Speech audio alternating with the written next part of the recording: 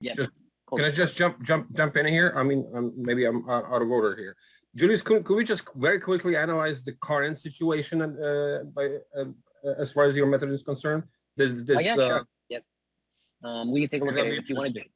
Yeah, if you want to drop the BTC on there, that'd be great. We can look at that really quick. Okay, so I'll walk you through what my analysis would be. What I do first is I kind of look at the daily chart. You can drop that to a daily chart, and this is how when I approach the market every day. This is exactly how I'm approaching it. Okay, so I'm looking at the daily chart and I'm asking myself, okay, where's liquidity? Where are we? Where's the money? Where's the money where the market maker is going to look to grab for liquidity? Where is it? And in this case, order flow is still on a bearish trend, right? So now that I've identified order flow on a bearish trend, continued, I'm going to drop it to the 4 hour. So if you could drop that to a 4 hour. Okay. So hold on.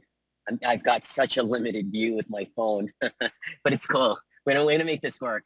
Okay, so on the 4 hour, what I see, William, can you drop, you see the lower, the previous lower low that that today or last night we broke. Can you draw a horizontal line on that? Right here. Okay. Not that, I'll say you see where your low blue line is, this slightly slanted blue line, the low one. If you could draw a horizontal line directly right under the here. bottom, no, on the left side, you see your blue line that you marked up? Yep. So you want me to draw one right here? Okay, you see that pin hammer? You're going to put it at the close of the pin hammer, not on the wick, at the bottom wick. You're going to put it at the bottom of the close of that body. No, not that, the pin hammer. The hammer, you see on the left side, a little more to the left, which is left. A lot more to the left. Above the blue line. Right there, yep. There we go. Oh, right there. Right there, yep. Okay, so drop a horizontal line right under there. Yep. Yeah, so this one right here? Yeah, yep. Okay. Yep. I was actually looking at this last night and analyzing this with a friend. So, you know that red shadow box that you've got there? Can you remove that so we can kind of clean it up a little bit? Both of those shadow boxes, it's like you got two shadow boxes in there. Okay, excellent. So what I do is I drop, I'm looking for where is break of market structure. That's what I'm looking for. So because that break of market structure is a major swing structure. It's a major structure. So if you notice, I dropped a horizontal line there. And then if you scroll to the right side to present time, okay, right there, you notice that last night, below it and closed, okay? Now that price broke below it and closed, that is new major swing structure. And from here, I am going to, what I did was I was looking for an entry. And since I know that overall market is bearish, I'm going to be looking for a pullback off of this. So if you notice, the market is countering. It's pulling back. It's going up. So we are going counter to the trend, right? So I'm going to be looking to drop it on the 1 hour chart. And I'm going to be looking for an entry for a sell once this thing starts to give me a nameable candle pattern on the 1 hour chart for a sell. That's it. That's a system. Sorry to keep on track. So this this very bottom candle, is that a nameable pattern right here, right here when it broke into the up? So let's say 5 hours from here. Okay, what is that? What would you say that pattern is? What is this? The Shooting what star? time? No. Yep. What time frame do you have? You have the 1 hour. Yeah, Yeah, right, wow. Yep. right here, the 1 hour one. Okay. So when the trend was breaking down and then it shot up to the upside, Yeah. all of the green candles, was that a Yep. name? What kind of pattern was that would make you that This would is have what I would call a quasi morning star. You've got okay. pin hammer with another candle which exceeded 50% of that long Okay, red candle I on got the you. left. So that is a Yeah, but nameable pattern. it is, but it's not a really strong one. So this pullback, I don't believe it's going to be a real strong one. It's going to pull back and then it's going to look to test again this lower low. That's what I see the market. So if I'm looking to day trade this, intraday day trade, right? Just like, yep, I'm looking for that. So where's my entry on the pullback? I'm riding institutional order flow, which is basically a bearish trend. So because we're in a bearish trend, I'm looking for the pullback. That's my pullback. And I'm looking for a nameable candle pattern to enter in for confirmation. So in this case, if it produces a hammer or an engulfing or a evening star or a 3-bar swing, right? I'm going to be looking for, what time is it? 5:15? Yeah, it's 5:15. We got minutes. I'm looking for entry on a nameable candle pattern to enter in for a sell. Okay, make sense? Now, if I'm looking to determine where are we going with the overall market, reality is we don't have a crystal ball. I actually wrote this and I posted it on the technical analysis. We don't have a crystal ball, but what we can do is that we can, based on technical analysis, we can look at previous points of sensitivity where the market will look to seek to create market efficiency and move towards those areas and react off of them. What do I mean specifically? The market maker will look, if we break 29,000, which is a major support line, the market maker is going to look to seek efficiency and reach at those previous supply and demand areas called order blocks. Akara FX actually wrote about that on a post he did, which I kind of we see eye to eye. So if you the next order block is going to be, if I remember, like around 24,000. So if we break 29,000, we should expect price to push towards 23.24. That's area of sensitivity number 1. The next area of sensitivity will be at around 17, 18, 19. That's the next order block.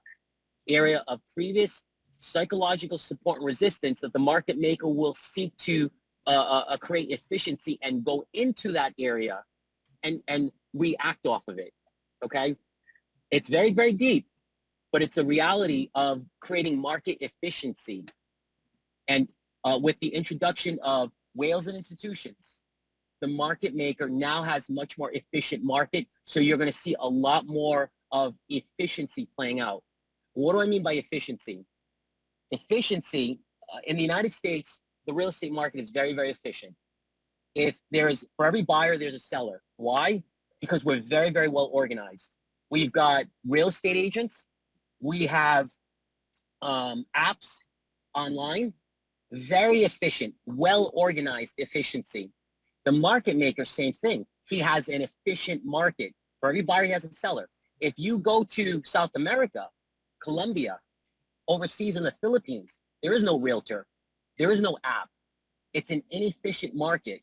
Someone might tell their friends and family members they're selling the house, but that house might not sell for almost 2 years. It's just completely inefficient. So you don't have statistics to determine real price discovery. You don't have statistics to determine how long it takes for a property to sell. Those are the technical indicators of that market.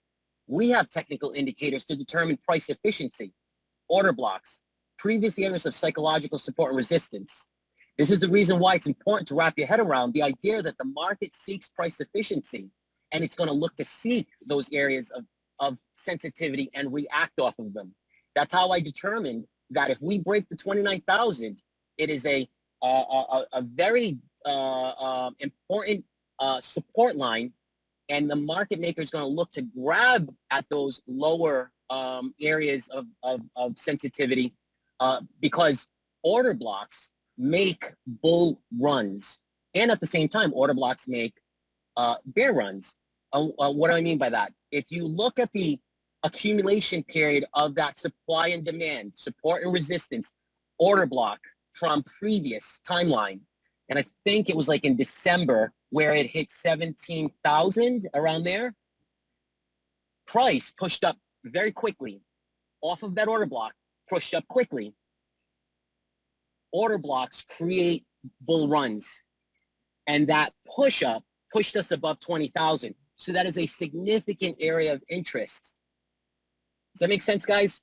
Yeah. What would you say? Are we currently breaking? I mean, is there an order block right now that would be possible to make this move up, or are we waiting for to break the 30K line down? I mean, what is your take on that?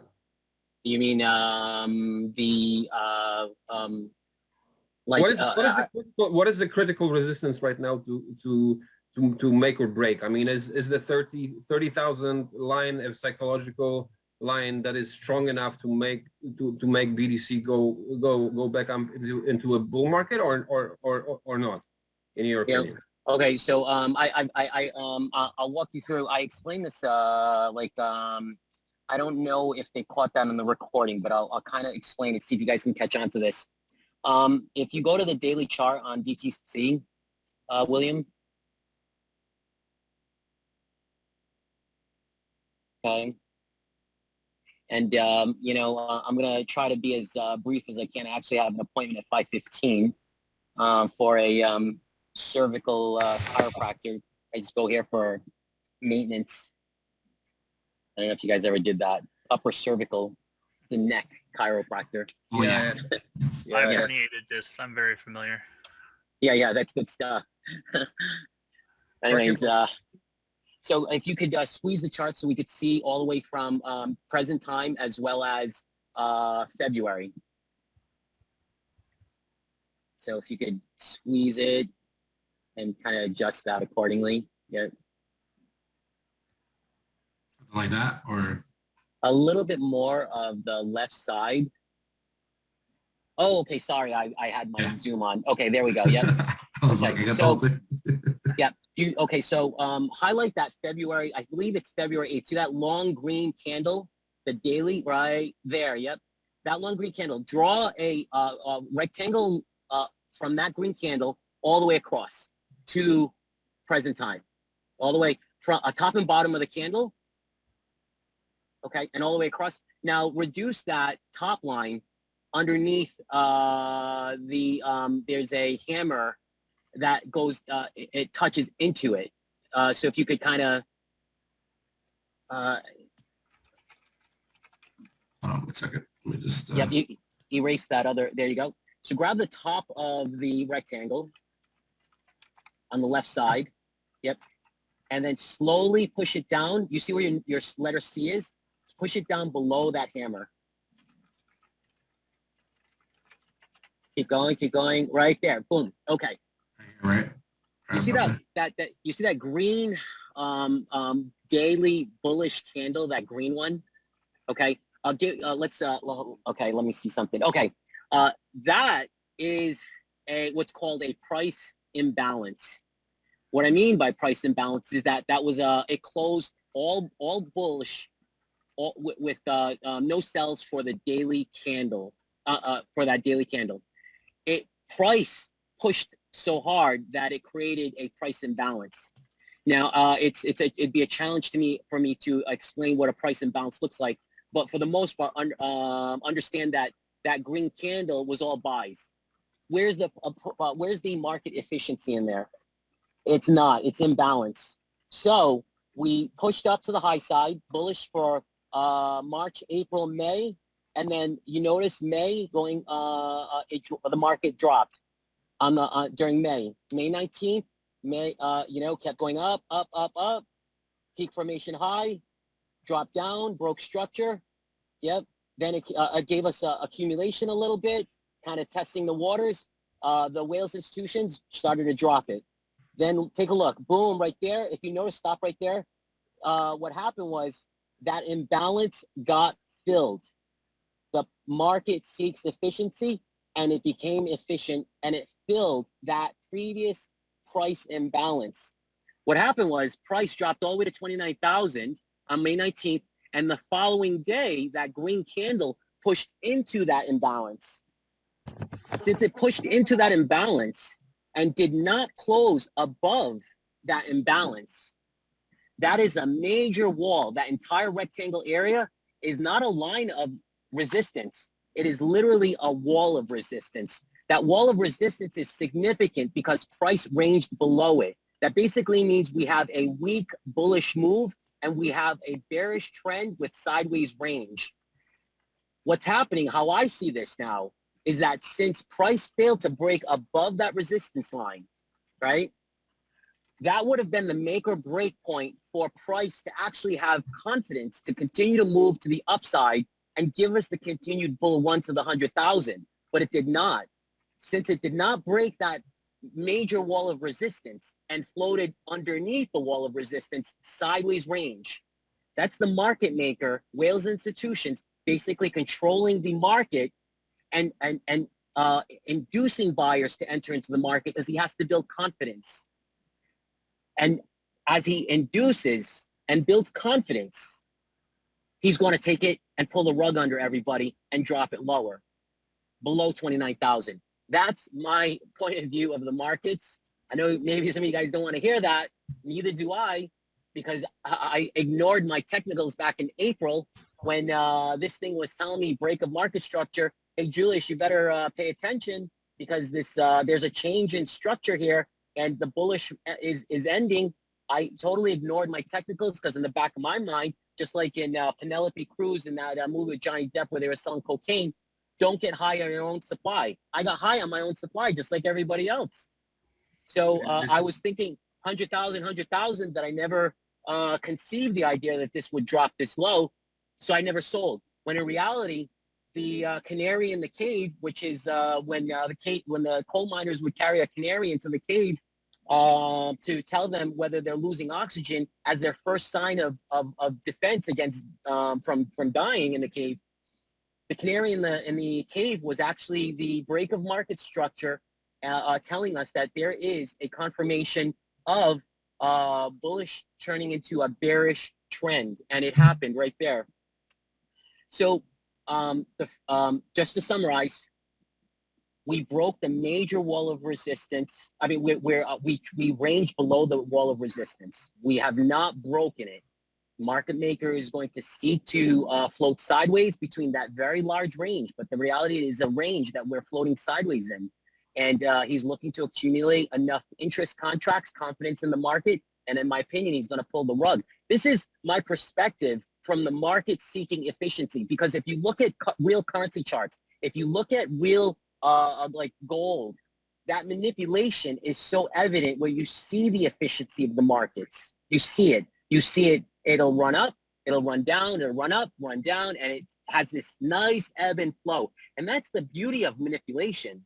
If you're day trading, that is the beauty, because you could see it. These patterns become predictable. So where do I see all this? I see it breaking the 29. But you know what? I could be wrong, because perhaps the market maker has other ideas other than my thesis that I've created, because he's created enough interest that he's ready to take it to the upside, you know? Hey, Julius. This is some next level shit. Now, I only have two more questions, very real quick. When you day trade, do you leverage a lot or not? Because I know you're trading mainly BTC. Do you? Do I leverage? I'm leveraged at a 1 to 100 on my exchange, and my platform shows those numbers reflected. So yeah, I'm a leveraged trader. Yeah. And shorting both ways, right? Yes, I do short. Yep, I trade short and long. Yep. Julius, I do. we have to I mean, if you can transfer this knowledge to the group, we're all going to be fucking millionaires by the end of the year, man. This is amazing. Hey, can I just Yeah, say yeah. something really quick But too? Wouldn't you say it gotta works watch like his that, but previous QA. Yeah, Hey, can I say something really quick if you don't mind too? yeah, sure, go ahead. No, hey, thanks Definitely. to Julius's TA, man. Last night I saw that price imbalance on the 4 hour on Bitcoin, and I bought Mhm. some in under 32,000. I'm already up pretty good, like So thank you for Nice. that. I Yeah. saw it, saw the engulfing, saw the reversal, Mhm. and hopped right on it, man. So thanks, dude. Yeah. Same here. Same here. That's awesome.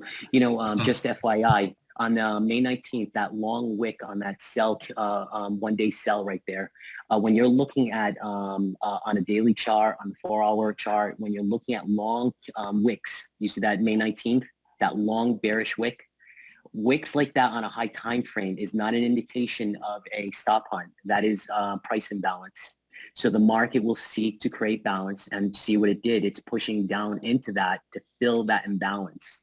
That's why we're literally what we're doing is we are testing lower lows. That's what we're doing, and we are filling the imbalance. That's, Hey, that's Julius, even though that wick is connecting to the ones above it, that's still considered a price imbalance? Yeah. When you say you mean the wick to the right side, that next candle, like 2 days later? Yes, the long red candle with the long wick, even though Yeah. it's connected to the wicks above on the candles above it, or behind it to the upper left. Behind it to the upper left. Sorry, I wish I could point. Yeah. Do you have an annotation tool? If you can I think annotate he's it. basically saying like it's part of a group of red candles, basically. Exactly. Trying to get an understanding of all the what you're. candles to the left are red and with the wicks above it. Oh, above it. So I think he's talking okay. about all these ones right Yes, here. correct. Yes, yeah, Justin, you're absolutely right. Because those are long bearish movements. You will be able to find price inefficiency on those previous candles above and before May 19th. Hey, how's it going? Now, Good, Julius, thanks. what if Hi. that green candle that we're talking about, what if that wick would have went above the wick of that red candle? What would have happened then? If it did, that would have been the best chance for BTC to actually continue on its bullish trend, but it did not. Yes, that's what you're looking at. Hey guys, I'm at my appointment. I got to run. It's been Thank you. good. Yeah, Appreciate you it. bet.